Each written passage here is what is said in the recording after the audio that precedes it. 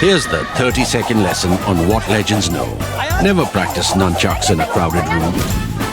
Never eat chole before a road trip. Always take your shirt off before you iron it. Don't take a call near a swimming pool. And don't forget, saving is not investing. Legends don't just save, they invest in mutual funds. Mutual fund investments are subject to market risks. Read all scheme-related documents carefully.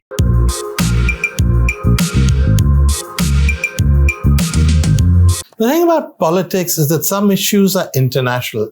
They may vary in focus from country to country, but they're the same issues. At every election, people vote on the basis of the economy, unemployment, inflation, law and order, defense, national security. In that sense, India is not very different from every other country. But there's one sense in which we haven't been exactly the same. The big issue in much of the West today is immigration. It's the big issue in England. It's the big issue in America.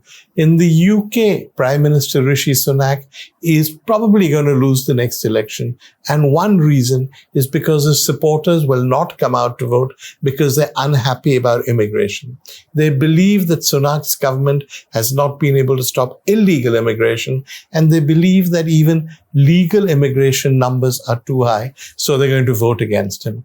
In America, it's a close run thing, but one candidate who might well win is Donald Trump. And Donald Trump's big issue has always been immigration. The time he won, he ran his campaign essentially on the issue of immigration. He kept saying, we'll build the wall, we'll get Mexico to pay for it. But he always talked about immigration from Hispanic countries, bad hombres, as he called them, and he said he would stop them. Now, that's different in India. So far, immigration has been a concern in some states, usually border states in the east, and to some extent, perhaps in Tamil Nadu, but that's it. This time, it looks like immigration will become a national issue at the next general election. Of course, we don't call it immigration. We say it's about the CAA. But when you think about it, it's exactly the same issue. It's an issue of who has a right to come and live in our country. Now, the justification of the CAA is not bad. If you listen to it, you'll find it pretty convincing. The justification is as follows. In many countries in our neighborhood, Afghanistan, for instance, Hindus face appalling discrimination. So do Sikhs. If these people want to leave Afghanistan and they want to seek shelter somewhere and they come to the Indian border, as indeed many have, what do? Do we say, no, go away, it's nothing to do with us? It would be heartless to say that, right? And it would probably be illogical and probably not have the support of most of the country. I think we would have to say, yes, we understand you're being discriminated against. We understand you're suffering. We will give you shelter, and eventually we will give you citizenship. It's not a bad argument, and I don't think anyone can really object to it. But you know what happens with immigration is that while the debate at one level is about immigration and the agenda is often ostensibly clear as this one is, there's always a second agenda, a hidden agenda, or well, a subconscious agenda, if you like. And that agenda in the West is about race. For instance, let's go back to Donald Trump. When he went on and on about the immigrants who are going to come into the United States and the illegal immigrants, he was essentially talking about Hispanics. All the language he used, all the examples he used were all about people from South America, Central America, Mexico. Nobody worried that white people were going to come to America. That was never an issue as far as he was concerned. It's the same thing in England. In the 1950s and the 60s, the British reached out to the Commonwealth. They reached out to India, Pakistan, to the West Indies, and they asked for people from those countries to come to Britain, and they did. And as a consequence, they ran the trains, they ran the buses, they ran the National Health Services, which would still collapse, I think, without immigrants from Commonwealth countries.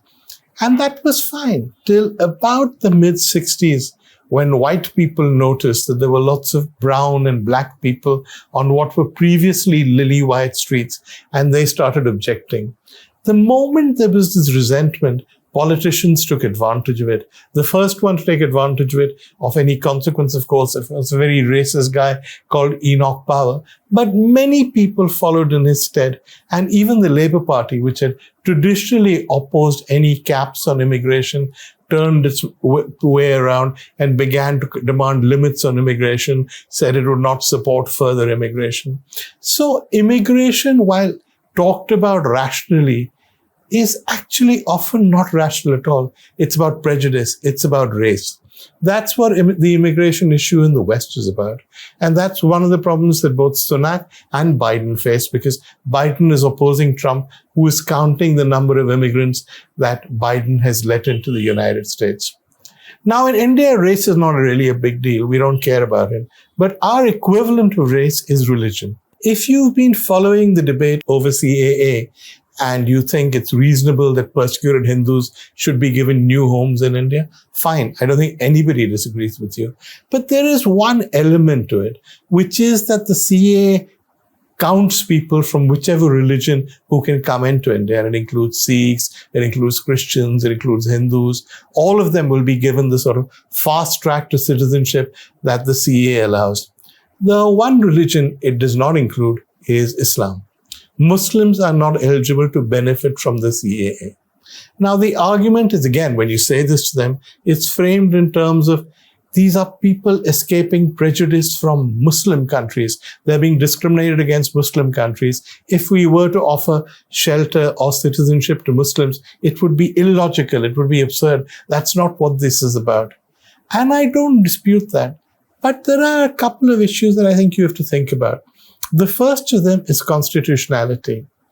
Whenever you pass a law, I don't think you can base it on race or you can't base it on religion. In no civilized country after Nazi Germany has that ever happened. Look at the British, who were quite clever about it. In 1968, 69, when people started coming from East Africa, these were Indians and Pakistanis, or people of Indian and Pakistani origin who had British passports. The British were unhappy, but they let them in because they didn't want too many brown people coming. In 1971-72, when Idi Amin expelled the Ugandan Asians, most of them, all the ones who applied to live in England, had British passports. The British initially refused them entry. Now, how can you refuse entry to somebody who has a British passport only because that person is brown? So they found ways around it. They said that their British passport had a C on it, and a passport with a C did not guarantee right of residence. But eventually, despite enormous domestic opposition, the public had to give way to the humanitarian concern, and the Ugandan Asians were let in. That's probably a good thing for England. If you look at Britain now, the East African Asians have made a huge difference, have improved, in fact, the quality of life in the UK. All the sort of so-called Indian politicians we talk about, Rishi Sunak, Suella Braverman, Priti Patel, they're not Indian unless you go many generations back. They're all East African Asians.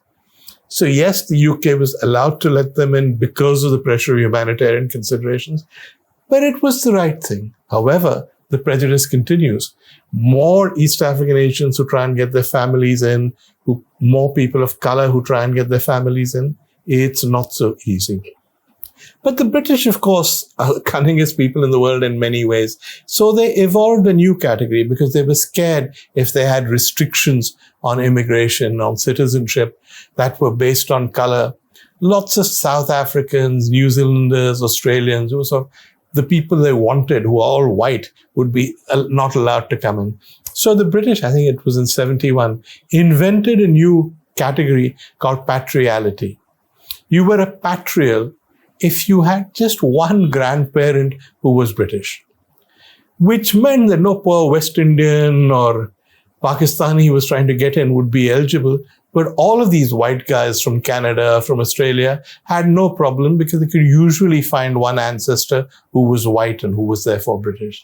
That's how the racist law was made to sound unracist. And that's pretty much the kind of situation that continues when it comes to immigration and citizenship in the UK. In America, after Donald Trump had finished abusing Mexicans and people like that, he started on Muslims. He went out in public and he said that I quote exactly, Donald J. Trump is calling for a ban on all Muslims entering the United States. When he became president, he intended to go ahead with that ban, and it was pointed out to him that it was unconstitutional. No civilized country can ban people on the basis of religion. So they found a way around it. They banned entry of citizens from certain countries, which by some coincidence were all Muslim countries. So yes, there is, I think, a degree of embarrassment about making decisions like this based on religion or on race. But most countries find a way around it. In India, we're not even attempting to find a way around it. We are very clear that Muslims will not be covered by the CAA. And even when there are objections, these objections are dismissed. For example, if the CAA is meant to help people who are victims of persecution, there are many Muslim sects, many minorities who are persecuted in Muslim countries. Surely, if the objective is to help people in the subcontinent who are being persecuted, you should allow them in. There are the Rohingyas in Burma who've gone off to Bangladesh to live in refugee camps, who've been persecuted by non-Muslims. But because they are Muslims, no matter if they apply from Bangladesh or whatever, they're not eligible for CAA. The argument there is that Muslims of any kind, if they are of a Muslim sect, it's not our problem. They can be persecuted by other Muslims. They can go off to other Muslim countries. After all, there are many, many Muslim countries in the world. Well, yeah, that's true. But there are also many, many Christian countries in the world. Yet Christians will get the benefits of CAA. So it's quite clear what's going on here. Why has immigration become an issue? Well, there's always been, I think, some concern about immigration in border states, particularly in the East. For example, in Bengal, there's a certain amount of worry and concern about people coming in from Bangladesh. Now, these are not people coming in because they've been persecuted. They're coming in for economic reasons, in search of economic betterment. You can have your own views about that, but if you think that this is a bad thing, then you're in real trouble, because most Indians who've gone to America, who've gone to Europe, have gone in search of economic betterment. So these Bangladeshis are not really that different from the Indians who went to America, England from the 1960s onwards. But yes, there are strong views, partly because people don't like their jobs being taken, but mostly, I think, because these are people from what they see as a different culture, and they resent outsiders just as people in the West resent brown people or black people. Now, the BJP, I think, the reason it's notified the CAA and put it into the law just before a general election, hopes to capitalize on that resentment. So if it were to take these funny ways that Trump did of saying, no, we're not against religion, just against people from a particular country or a particular set of countries, or the British saying, no, we're not against brown people, they just have to have a British great-grandmother or whatever. If they were to do that, if they were to have a cunningly framed CAA, it would kind of defeat the object of the exercise. So they're quite unapologetic about the fact that Muslims are not included within the purview of the CAA. They say quite reasonably that there is another route to citizenship, which takes, I think, 11 years, and Muslims are welcome to apply through that. But no, the fast track that CAA offers will not be available to them. Now, I think there is some question about whether it's constitutional to pass this kind of law. On the whole, in India, as in most other Western democracies, we've avoided including religion when it comes to laws like this. It's complicated because we do allow religion when it comes to personal law, but in all other law, we don't actually allow religious distinctions. This is the first major example I know of a law that's based on religion, and it's entirely possible that people will consider it unconstitutional, that there will be battles in the Supreme Court, and that the Supreme Court will rule. But hey, here's the thing. By the time the battles are waged, by the time the resolution comes, by the time the Supreme Court decides, this election will be over and Narendra Modi will have won. So that's why you have CAA. It may or may not be reasonable. It may or may not be intended to help Hindus, which is surely a good thing if they're being discriminated against. But it's certainly intended to send out a particular message. And my guess is that message will work.